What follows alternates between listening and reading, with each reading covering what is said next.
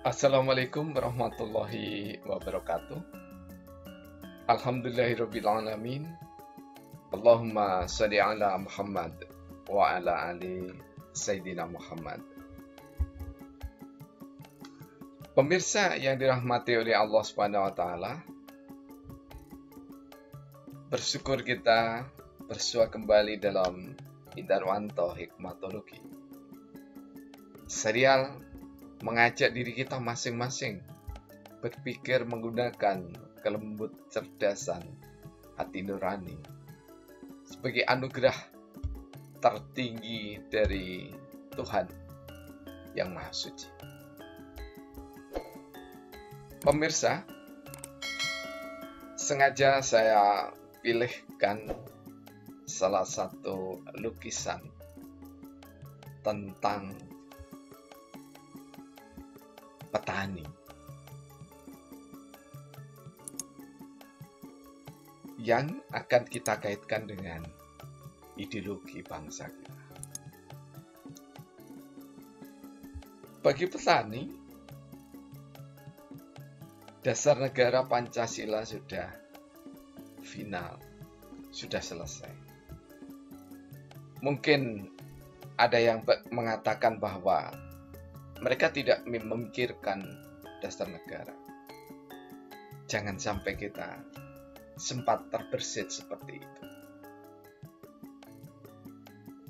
Sekedar untuk ilustrasi, membaca sedikit sejarah peran petani ketika masa perjuangan kemerdekaan sangat besar. Salah satu penyanggah dari kekuatan para pejuang yang mengangkat senjata. Di masa kemerdekaan, petani melakukan hal yang sama. Lebih dari itu, kami menjadi saksi dengan mata kepala sendiri. Di saat pemerintahan Orde Baru meluluh lantakkan faham komunisme, tentu beserta pengikutnya,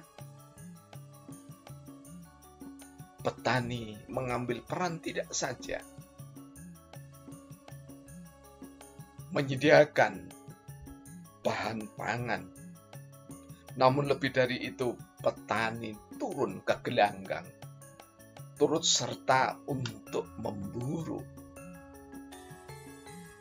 anggota Partai Komunis Indonesia yang ada di hutan-hutan. Tidak berlebihan kiranya petani faham tentang dasar negara. Petani faham tentang ideologi negara. Tapi tingkat kepahaman mereka tentu berbeda dengan pemahaman kaum intelektual yang ada di perguruan tinggi. Berbeda dengan para ustadz ataupun kiai. Nah, sungguh disayangkan jika masih ada orang yang menginginkan dasar negara dirubah, ideologi negara dirubah. Jika kita simpul secara sederhana, sungguh para pendakwah yang sangat bersahwat, ingin mengganti ideologi Pancasila, maka sangat bijak jika mereka belajar pada petani. Belajar pola pikir pada petani. Petani sudah merasa nyaman dengan dasar dan ideologi Pancasila. dasar negara dan ideologi Pancasila. Hanya harapan petani yang paling mendasar adalah adanya stabilitas harga yang dibutuhkan petani. Bibit tersedia dengan bagus. Pupuk tersedia dengan baik. Dan ketika masa panen tiba, pemerintah harus memerankan dirinya untuk menstabilkan harga. Jangan sampai selalu terulang. Salah satu contoh di daerah Malang Selatan. Setiap tahun selalu terulang ritual kekecewaan petani membuang hasil panennya karena tidak sepadan antara biaya produksi, biaya pengelolaan tanah dengan hasil yang diharapkan. Sepadan saja, balance saja, tidak tercapai. Karena itu kita bisa menyaksikan lombok atau cabai dibuang di sungai. Beramai-ramai. Sayur-mayur dibuang di sungai.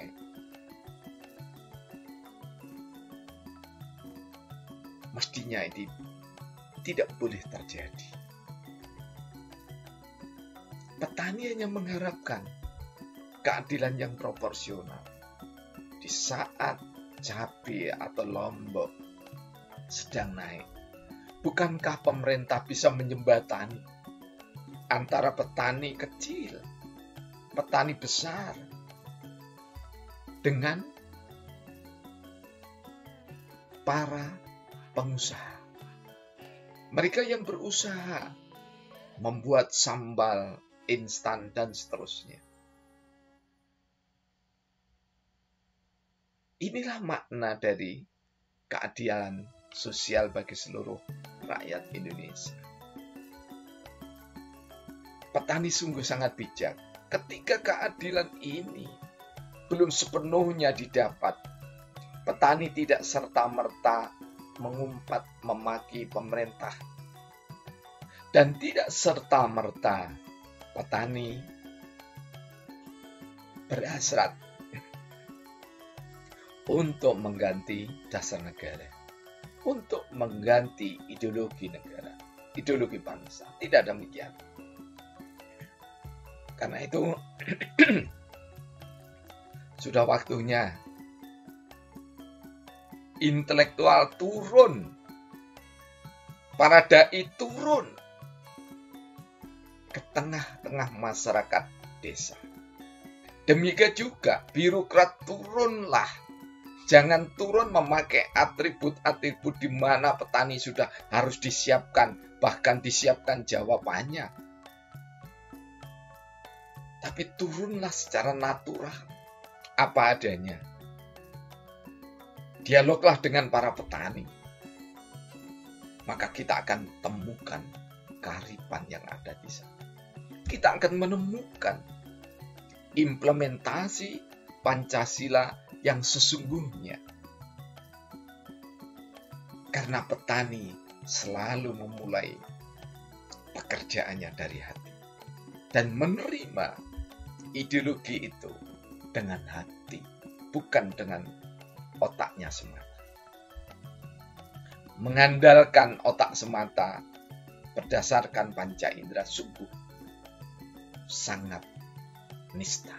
Karena apa? Tidak dipertimbangkan dengan rasa keadilan. Rasa keadilan itu menjadi tidak sekedar penting, tapi dibutuhkan oleh setiap orang.